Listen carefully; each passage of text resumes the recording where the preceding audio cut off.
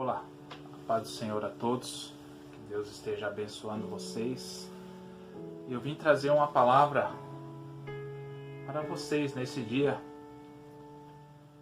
Pode ser que você esteja escutando essa palavra de dia, de tarde, à noite. Eu quero deixar meu bom dia, meu boa tarde e a boa noite para você. Que Deus esteja abençoando você, sua família, seus entes queridos. Que Deus nos proteja de todo mal. Que Deus esteja nos livrando desse vírus que está assolando, essa pandemia que está assolando o nosso planeta. Amém, irmãos? Eu venho trazer para vocês hoje uma palavra sobre vestes, sobre roupas. E no nosso meio cristão chega até a ser um tabu falar de vestimento, porque uns creem de uma forma, outros creem de outra, uns acreditam de uma forma, outros acreditam de outra. Mas o que eu venho trazer aqui nesse dia é que, nessa palavra, eu peço que você não se escandalize com a palavra, porque muitas das vezes vai contra aquilo que você entende por certo ou que você entende por errado. Mas que você possa refletir nessa palavra, que você possa entender aquilo que está sendo expresso aqui. Amém? Eu também peço que você deixe o seu like, compartilhe essa mensagem aí com seus amigos, com aqueles que vocês amam, que vocês gostam, que venha a ser um momento de crescimento, um momento de engajamento maior na palavra de Deus. Amém? Vou pedir que vocês estejam abrindo as suas Bíblias no livro de Êxodo, capítulo 28. Êxodo 28. Ele vai nos mostrar a ordenança de Deus para com Moisés, para com as vestimentas sacerdotais. Eu vou estar lendo. O versículo 3 do capítulo 28 diz assim: Falarás também a todos os homens hábeis, a quem enchi do espírito de sabedoria, que façam vestes para Arão, para consagrá-lo, para que me ministre o ofício sacerdotal. As vestes, pois, que farão são estas: um peitoral, uma estola sacerdotal, uma sobrepeliz, uma túnica bordada, mitra e cinto. Farão vestes sagradas para Arão, teu irmão, e para seus filhos, para me oficiarem como sacerdotes.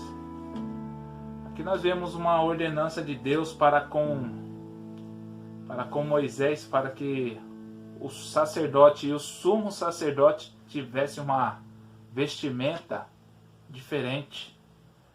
Pois para entrarmos na presença de Deus, o sacerdote, para entrar no Santo dos Santos, ele tinha que estar com essa vestimenta separada.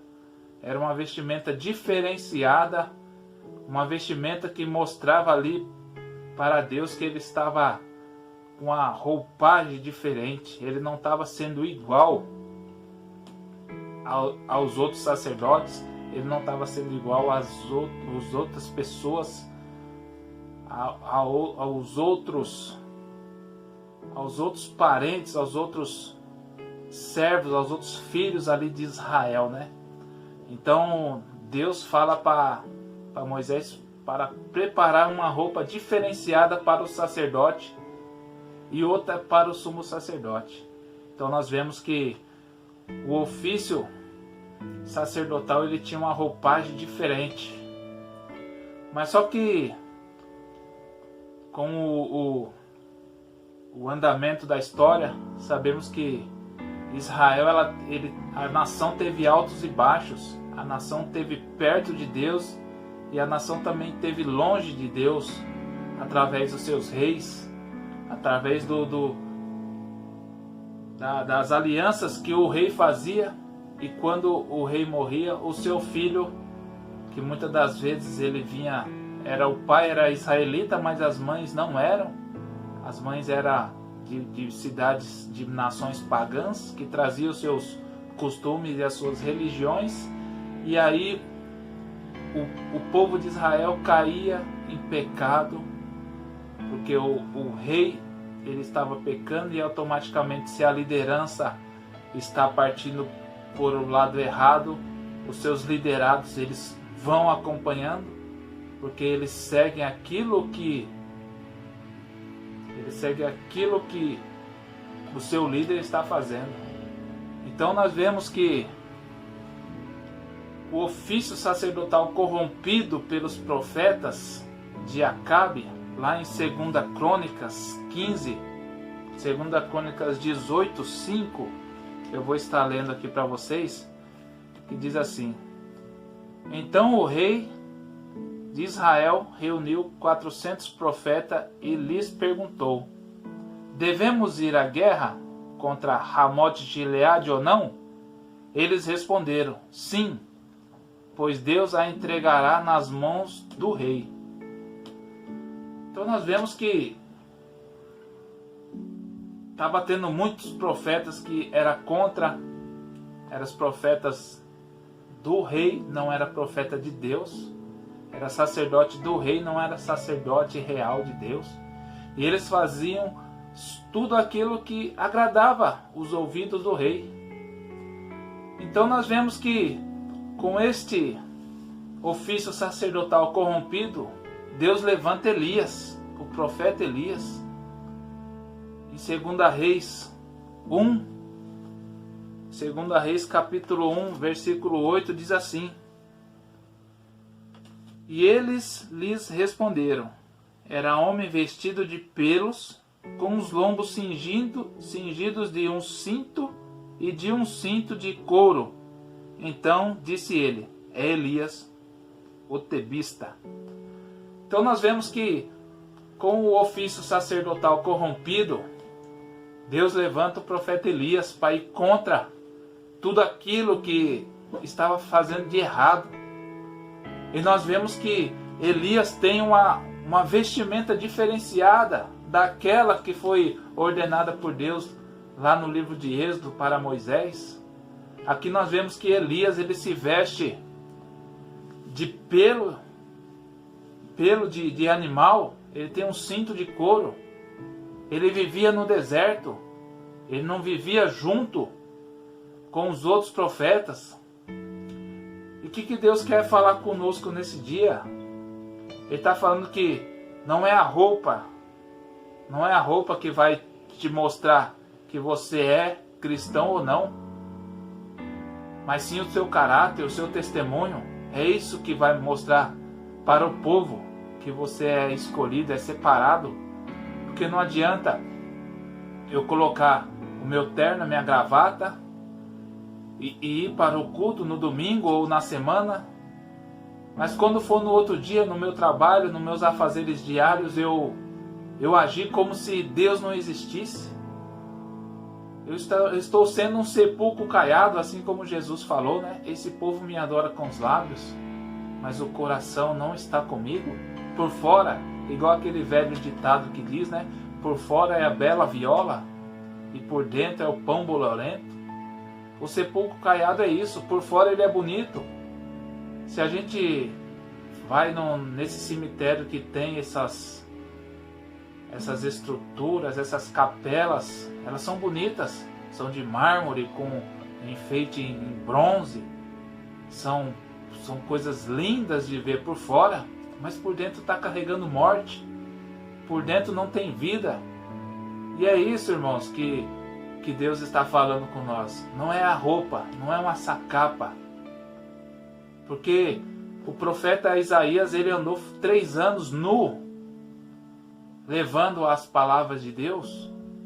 Deus não queria o profeta Isaías com nenhuma vestimenta, para mostrar que ele, com o seu manto, ele nos cobre. Amém, irmãos? Em nome de Jesus, irmãos. Muito tempo depois, já no tempo de Jesus Cristo, nós vemos novamente o ofício sacerdotal corrompido. Porque pela lei de Moisés, haveria um sumo sacerdote e outros sacerdotes. Mas no tempo de Jesus, em Lucas, no livro de Lucas, capítulo 3, versículo 2, diz assim: sendo os sumos sacerdotes Anás e Caifás, veio a palavra de Deus a João, filho de Zacarias, no deserto. Irmãos, nós estamos vendo aqui de novo o ofício sacerdotal corrompido.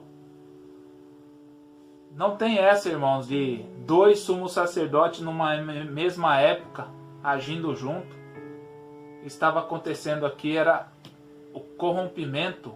Ele estava indo contra aquilo que Deus havia ordenado.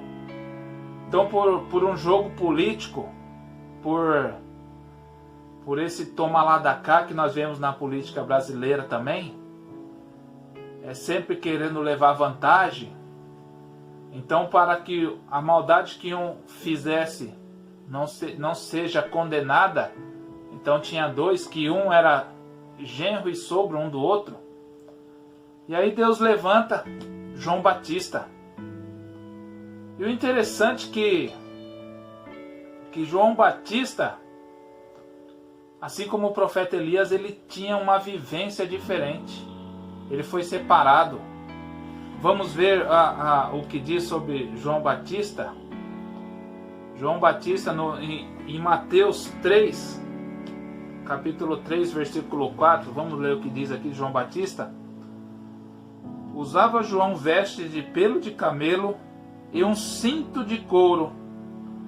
E a sua alimentação era gafanhoto e mel silvestre. Então nós vemos que a vestimenta de João Batista também era diferenciada daquele sacerdócio corrompido. Ele não tinha o peitoral, a sobrepeliz, a túnica bordada, não. Ele tinha uma roupa de pele de animal, um cinto de couro, e se alimentava não das ofertas que eram dadas no altar, porque o altar estava corrompido, o ofício sacerdotal estava corrompido. Então João Batista se alimentava de gafanhoto e mel silvestre, daquilo que Deus enviava para ele. Assim como Elias se alimentava do que o corvo trazia para ele. E a palavra de Deus fala que o corvo trazia todo dia carne fresca. E nós sabemos que o corvo, ele não come carne fresca.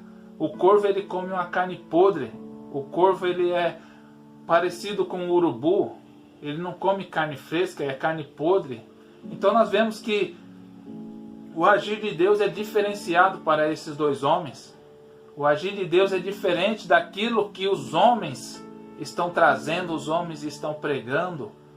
E nós vemos que muitas das vezes as semelhanças entre Elias e João Batista, pelo fato dos representantes encarregados pelo ofício sacerdotal estarem corrompidos. E Deus levanta esses homens para viverem separados para um propósito maior. As vestes eram diferentes, pelos de animal, cinto, alimentação. Eles não se misturavam com os manjares do rei. Assim como o profeta Daniel, ele não se misturou com os manjares do rei. Elias e João Batista também diferentes, não se misturavam com aqueles banquetes, com aquela alimentação diferenciada. Através das vestes, o povo sabia que eles eram separados, ungidos, não se misturavam e não envergonhavam o nome de Deus. Uma coisa que nós vemos, dois profetas, muitos anos de diferença de um para o outro, e Deus levantou.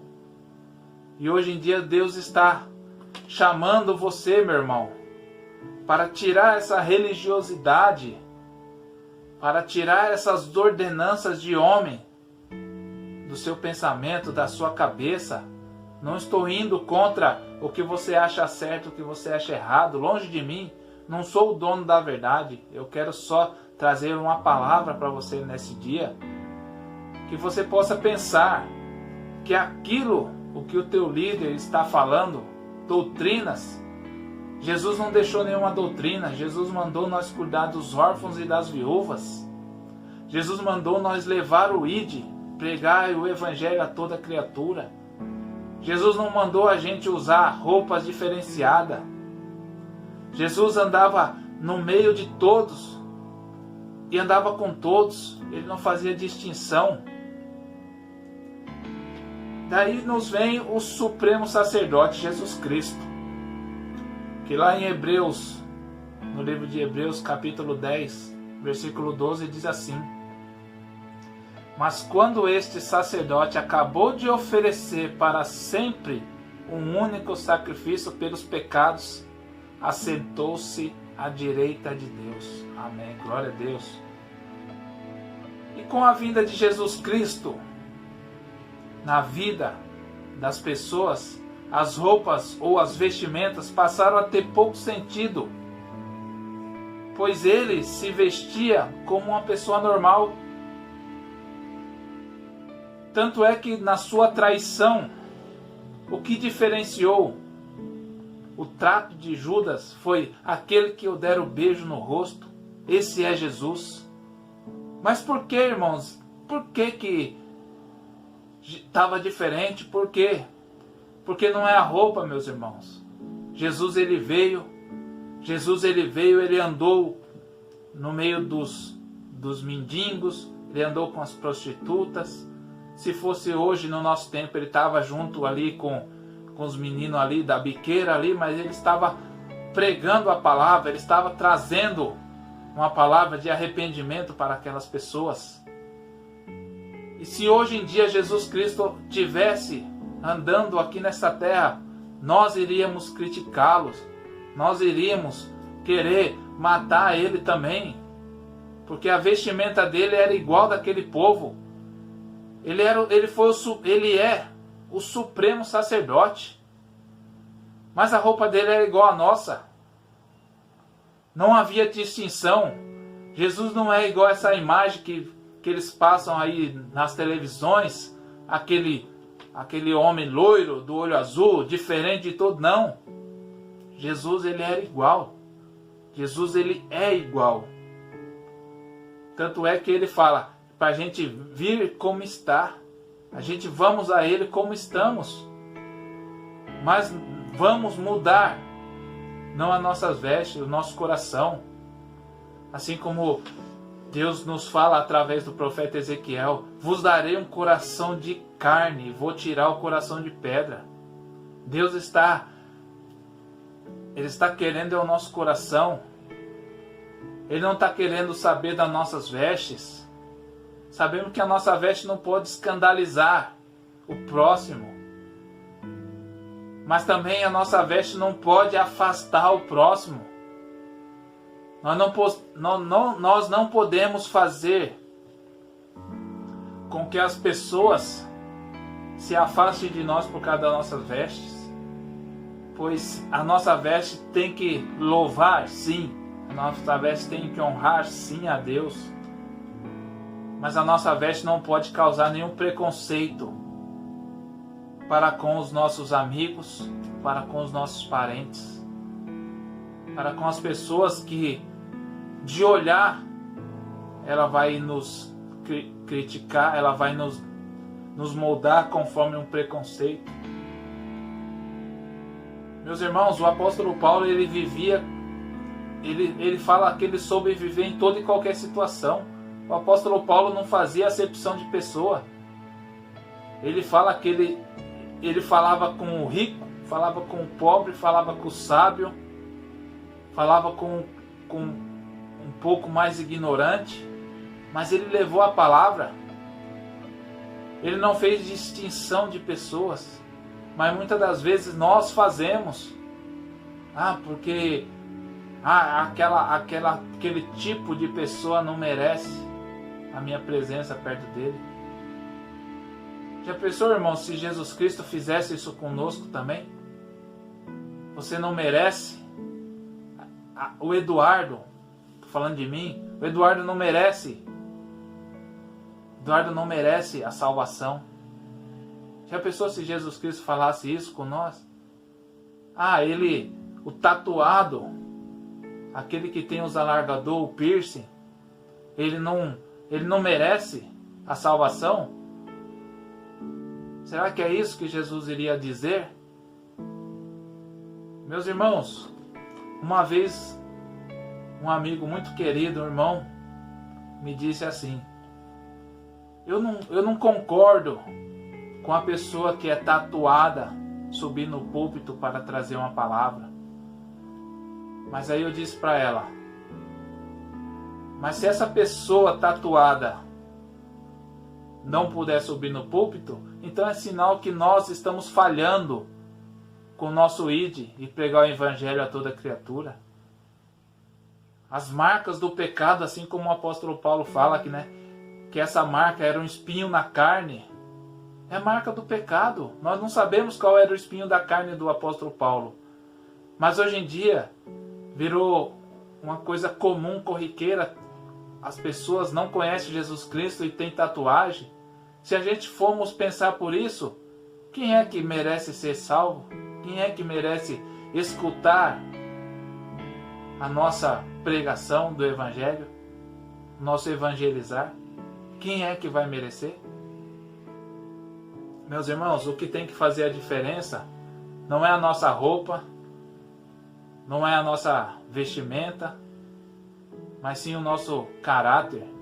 Porque aqueles que são de Deus, eles reconhecem. Você não precisa falar nada para pregar o Evangelho. O seu andar já mostra para as pessoas que você é diferente. Mês passado eu fui fazer um serviço numa empresa. E eu estava de camisa comprida, de máscara, igual é a determinação dos órgãos de saúde. Estava de calça jeans, o calçado. Ali não dava para a pessoa perceber. Ali não mostrava que eu era cristão ou não. Mas aí me veio um rapaz, veio conversar comigo, falou: bom dia, você é cristão? Eu falei: amém, glória a Deus, eu sou cristão, pela misericórdia do Senhor eu sou cristão sim. Então, meus irmãos, eu vou colocar a foto aqui para vocês verem como que eu estava vestido, se aquilo ali falava que eu era cristão ou não. Então, meus irmãos, o que eu venho trazer com essa palavra? Hoje em dia vemos que é muito interesse nos usos e costumes, doutrina de denominações feita por homens, por se achar melhor do que os outros, pintando de santos, quanto na verdade Deus está procurando homens e mulheres com amor ao próximo. Em Atos, capítulo 5, versículo 29, diz assim: então Pedro e os demais apóstolos afirmaram: é mais importante obedecer a Deus do que aos homens.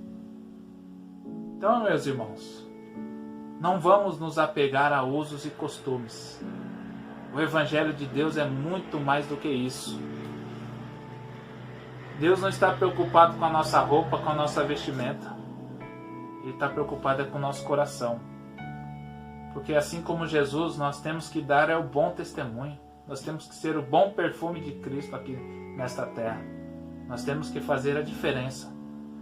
Em 1 Pedro, capítulo 2, versículo 9, diz assim: vós, porém, sois raça eleita, sacerdócio real, nação santa, povo de propriedade exclusiva de Deus, a fim de proclamardes as virtudes daquele que vos chamou das trevas para a sua maravilhosa luz. Irmãos, pela palavra de Deus, hoje cada um de nós somos o sumo sacerdote. Nós somos um sumo sacerdote. Nós somos separados. Nós somos separados para levarmos, para fazer a ponte. A palavra sacerdote significa, perante a língua grega, a língua hebraica, é o pontífice, é a ponte. Então nós somos a ponte para levarmos Jesus Cristo ao mundo. Nós que somos essa ponte, nós que fazemos essa intermediação. Quem convence o homem do pecado é o Espírito Santo. Mas como ouvirão se não há quem pregue? Então, meus irmãos, vamos deixar um pouco usos e costumes de lado e vamos levar o que esse povo está precisando. Essa pandemia vai acabar. E quando acabar, a população vai estar sedenta. O campo vai estar fértil para plantar. Pois estão vendo que não é dinheiro, não é isso, não é aquilo que vai trazer a salvação. Mas só quem vai trazer a salvação é Jesus Cristo. Então, meus irmãos, vamos nos firmar, vamos fortalecer, vamos viver aquilo o que Jesus tem preparado para nós. E que possamos, em nome de Jesus, levar o Evangelho a toda criatura. Amém? Que Deus vos abençoe, vos guarde, vos dê um dia, uma semana, um mês de bênção e de vitória. Em nome de Jesus.